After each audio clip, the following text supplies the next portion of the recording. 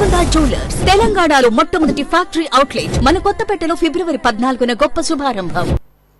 మా హుజరాబాద్ నియోజకవర్గంలో దళిత బంధు అనే పథకం సాచురేషన్ మోడ్లో దాదాపు 18,021 మందికి హుజరాబాద్ నియోజకవర్గంలో ఇవ్వడం జరిగింది.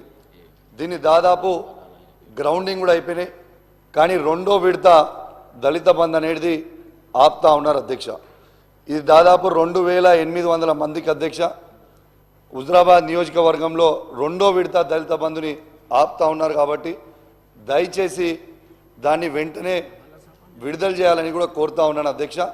ఇవి ఈ 2,800 మందికి రెండో విడత దాదాపు 5 లక్షల రూపాయల దాకా రావాలి అధ్యక్ష.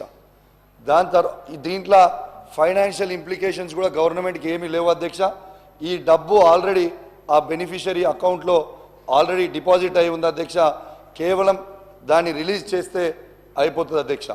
దాంతోపాటు దాదాపు 50,000 నుంచి ₹1,00,000 వరకు దాదాపు ఒక 3,000 మంది వరకు రావాల్సింది ఉంది అధ్యక్ష. దయచేసి వాళ్ళందరిది కూడా వెంటనే విడుదల చేయాలని దయచేసి రిక్వెస్ట్ చేస్తూ ఉన్నాను అధ్యక్ష. ఎందుకంటే నిన్నగాక మొన్న ఈ రెండో విడత రాదేమో అని ఒక ఆందోళనతోని ఒక పేద దళితుడు శ్రీనివాస్ అని అమలా అని ఇద్దరు ఆత్మహత్య ప్రయత్నం చేశారు అధ్యక్ష.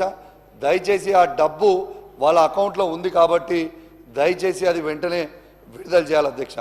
దళిత బంధు అనేది ఎంత గొప్ప స్కీమ్ అంటే అధ్యక్ష, ఇలా దాదాపు హుజరాబాద్ నియోజకవర్గంలో ఇలా దాదాపు 20,000 నుంచి దాదాపు 3 లక్షల రూపాయల వరకు కూడా సంపాదించుకుంటున్న దళితులు ఇవాళ హుజరాబాద్ నియోజకవర్గంలో ఆ పరిస్థితి ఉంది. కాబట్టి దయచేసి అది వెంటనే విడుదల చేయాలని మీ ద్వారా గౌరవ మంత్రి గారిని కోరుతా ఉన్నాను అధ్యక్ష.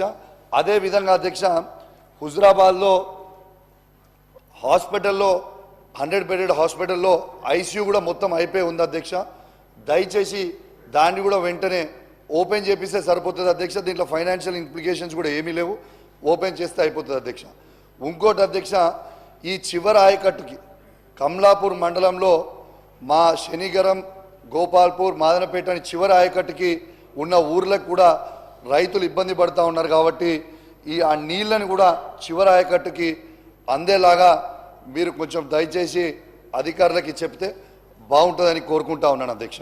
అధ్యక్ష, దీంతో పాటు అధ్యక్ష, ఒక యువకునిగా, ఒక యువ శాసనసభ్యునిగా యువత పక్షాన ఒక చిన్న అడుగుదామని మీ ద్వారా క్లారిటీ తీసుకుందామని అడుగుదామని అనుకుంటా ఉన్నాను అధ్యక్ష.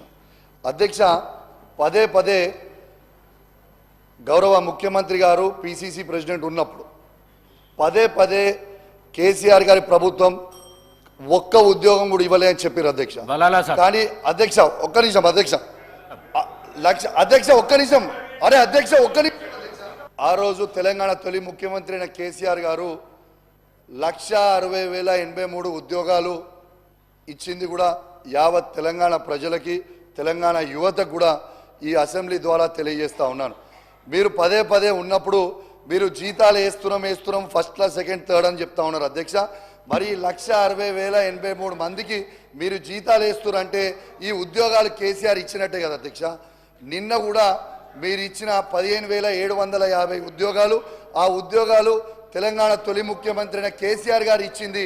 మీరు పత్రాలు ఇచ్చినందుకు కూడా మా ప్రత్యేకంగా ధన్యవాదాలు అధ్యక్ష. కానీ అధ్యక్ష ఒక్క నిమిషం అధ్యక్ష, కానీ అధ్యక్ష దీంతో పాటు అధ్యక్ష మా 2,32,308 ఉద్యోగాలు కాకుండా అదనపు 2 లక్షల ఉద్యోగాల జాబ్ క్యాలెండర్ మీరు విడుదల చేయాలి. ఇలా కేసీఆర్ గారు ఇచ్చిన ఉద్యోగాలు మేము ఇస్తున్నామంటే మీరు క్రియేట్ చేసి ఇవ్వడం కూడా కరెక్ట్ కాదు. మీరు దయచేసి అదనపు 2 లక్షల ఉద్యోగాలు